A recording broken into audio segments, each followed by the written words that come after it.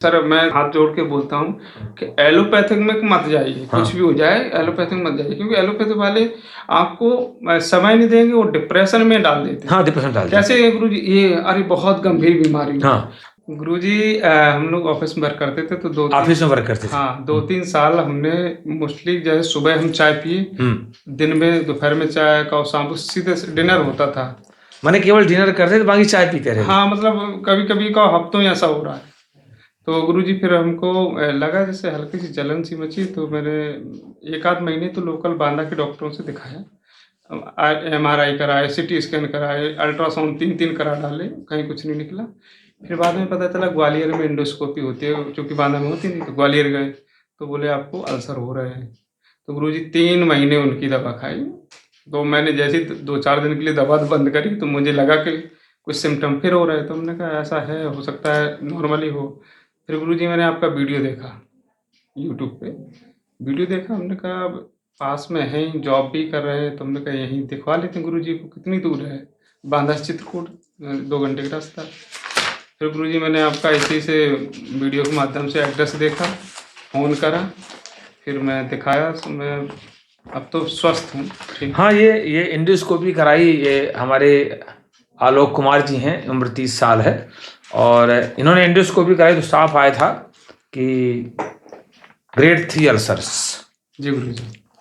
तो फिर डॉक्टरों ने क्या कहा था कि आपको काफ़ी दिन दवाई खाने, क्या कहा था उन्होंने? उन्होंने कहा था दिखाते रहो हमको, अब जब आराम लग जाए तब हमें बता देना। तो लेकिन जब तक दवा खाई तब तक आराम मिल जाता था। बस गुरुजी सब ये अल्सर क्यों हो गया बेटा तुमको आलोक?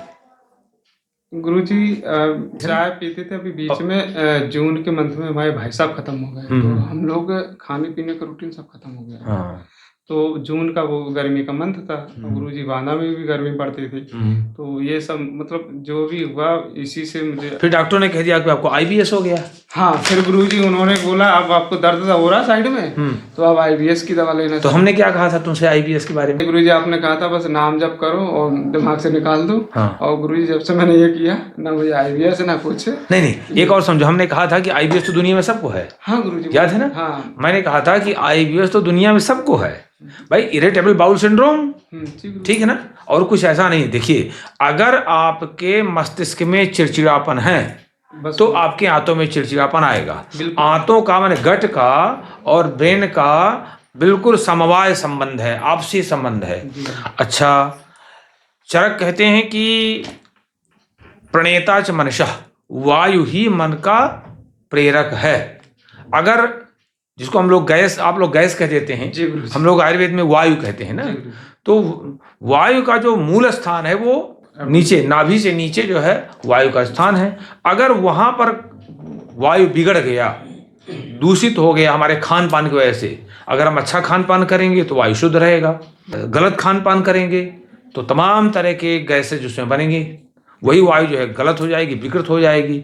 जब वही दूषित वायु शरीर में संचरण करती है तो मस्तिष्क को भी प्रभावित करती है। इसीलिए चरक ने लिख दिया कि प्रणेता च मनशः। आयुर्वेद में जब रोगी पहुंचता है तो IBS का इलाज जो है आयुर्वेद में हजारों साल से वर्णन है, जिसको हम ग्रहणी विकार कहते हैं। हाँ सर, ग्रहणी विकार के नाम से, और उसी के ग्रहणी रोग के अनुसार चिकित्सा करिए और रोगी को लाभ होने लगता है। आप जब तक रोगी के मन को शांत नहीं करेंगे तब तक आप रोगी को लाभान्वित नहीं कर सकते हैं। रोगी को समझाना बहुत पड़ता है।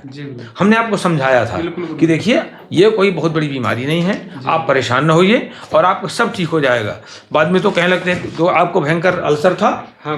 और अब आपने जब एंडोस्कोपी कराई, 3 माह चिकित्सा करते हो गए। हाँ 3 माह की चिकित्सा के बाद इन्होंने एंडोस्कोपी कराई, सब कुछ नॉर्मल, सब नॉर्मल, नो अल्सर, सब कुछ। इतनी तेजी से लाभ हुआ कि आप देख के चमत्कृत रह जाएंगे। क्यों? बिल्कुल गुरुजी। अच्छा, डॉक्टर ने भी देख के कहा होगा सब कुछ ना कुछ कहा। हाँ हमने पूछा था, बोले यार तुम्हारा बहुत जल्दी हो गया। हमने कहा अच्छा, उसने कहा कि डॉक्टर ने कहा बहुत जल्दी हो गया। हाँ, तो हमने कहा, बोले कहाँ इलाज करा रहे? हमने कहा हम एलोपैथिक थे। हमने कहा इनको आप बताना समझाना कोई मतलब नहीं बनता, क्योंकि सर मैं तुम्हें हाथ जोड़ के बोलता हूँ कि एलोपैथिक में मत जाइए। कुछ भी हो जाए एलोपैथिक मत जाइए, क्योंकि एलोपैथिक वाले आपको समय नहीं देंगे, वो डिप्रेशन में डाल देते हैं। हाँ, डिप्रेशन डाल देते हैं। कैसे गुरुजी? ये अरे बहुत गंभीर बीमारी है। अरे हम आपके पास आए, बीमारी लेके आए, अगर हम अच्छे होते तो नहीं आपके पास ही नहीं, नहीं देखिए उन्होंने कहा कि हमने क्या कहा, कुछ नहीं है कुछ आपको। नहीं, हाँ आप बोले। हमने कहा कुछ नहीं है।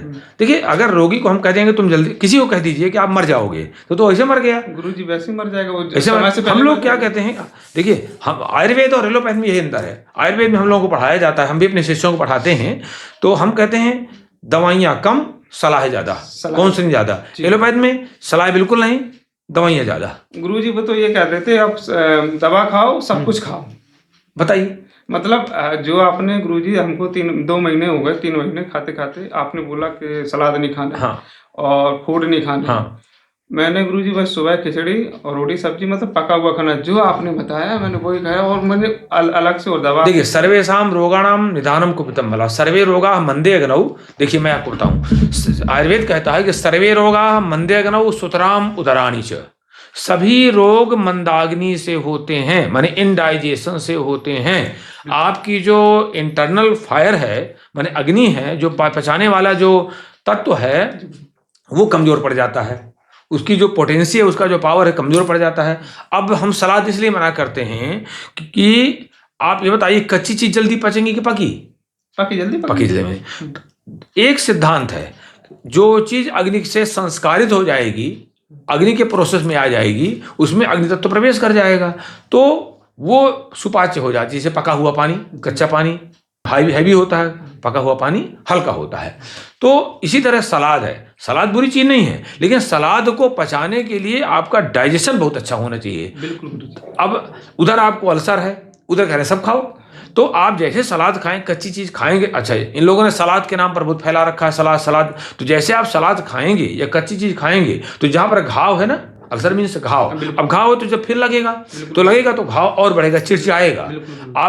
आप सामान्य घाव हो और मूली का रस डाल के देखिए, उसमें नींबू का रस डाल के देखिए, फिर जब अंदर घाव है और आप सलाद या किसी इस तरह की चरपरा चीजें खाइए, तो और चिड़चिड़ाएगा, चिड़चिड़ाएगा नहीं चिड़चिड़ाएगा। और फिर और दवाइयाँ खिलाई, फिर क्या उसके लिए क्या कह देते हैं, एक कैप्सूल दे देते हैं खाली पेट की, भाई उसको खा लीजिए तो और सब खाइए। भैया वो कैप्सूल दवा नहीं है, कब तक खिलाएंगे उसको हम, और उसके साइड इफेक्ट बहुत है। अंत में तो यहाँ तक आया है कि आमाशय कैंसर भी। गुरुजी हमने ये सुना, एक लोग हमको बोले कि आप 21 दिन खाना कुछ ना खाइए, सिर्फ कच्ची चीज खाइए सलाद। गुरुजी मैंने प्रयास करा 7 दिन खाने का, पहले हमको लगा कि सब गड़बड़ होने वाला है। तो जब एलोपैथिक मेरी चल रही थी, हमने फिर वो एलोपैथिक हम डॉक्टर से मिले, हमने कहा ऐसा करिए सर, हमको मतलब रिलीफ मिलता है, दवा खाते तब रिलीफ मिलता है, इसके बाद रिलीफ ही नहीं है। तो बोले अभी अभी मतलब चलाइए दवा। हमने कहा आप लोग तो मतलब ये समझते हैं फ्री में पैसा आ रहा है, आए हो 10-5 हज़ार रुपये ले लेते हो, और ये दवा वो दवा, और दवा ऐड ही हो रही है गुरुजी, कम नहीं हो रही। एलोपैथिक में गुरुजी एक ना एक दवा हमारी बढ़ ही रही, कम तो छोड़ो, बढ़ा रहे थे फलानी ये, अब ये मतलब जैसे उनको अपने सिम्टम बताओ वैसी 2 दवा और बढ़ा देते थे। और हमने क्या किया, आपको परहेज करवाया, आपको दवाइयाँ उतनी ही रखी, अब तो दवाइयाँ थोड़ा सा और कम कर दी। देखिए गृहिणी विकार में शुंठी घृत बहुत अच्छा काम करता है, बहुत अच्छा काम करता है।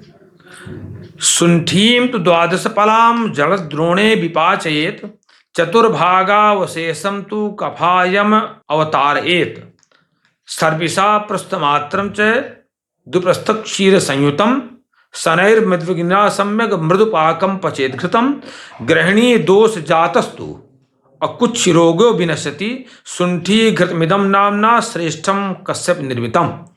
ये महर्षि कश्यप द्वारा आविष्कार किया हुआ घृत है। इसमें इसको हम लोग तैयार कराते हैं, हमारे यहाँ गिर गाय ही है, इसके द्वारा जो बनाया गया घृत है शुंठी घृत, उसमें शुंठी का चूर्ण 12 पल लेना है, तो लगभग एक पल लगभग अप्रॉक्स 50 ग्राम के आसपास का होता है, और उसको हम एक द्रोण जल में पका करके काढ़ा किया जाता है, और फिर काढ़ा को बना करके छान के अलग रख दिया जाता है। उस काढ़े में 1 प्रस्थ घी डाल देते हैं, और फिर 2 प्रस्थ दूध के साथ उसको धीमी आंच में पकाया जाता है। 3 दिन तक उसको पकाते हैं हम लोग। 6 घंटे पहले दिन पका दिया, फिर रोक दिया, फिर 6 घंटे पका दिया, फिर रोक दिया, फिर तीसरे दिन। ये हमारी टीम काम करती रहती है। ये इतना बढ़िया घृत है, इतना बढ़िया घृत है कि आप देखेंगे कि शास्त्र कहता है कि ये गृहिणी दोष जासस्तु अकुक्ष रोगो विनश्यति। जितने भी IBS के रोग हैं, सुबह इसको 10-10 ग्राम पानी के साथ चाट करके आजकल और पानी पी लेते हैं, तो गृहिणी विकार में IBS को नष्ट करता है। जितने भी पेट के रोग हैं सब ठीक कर देता है, सब ठीक कर देता है।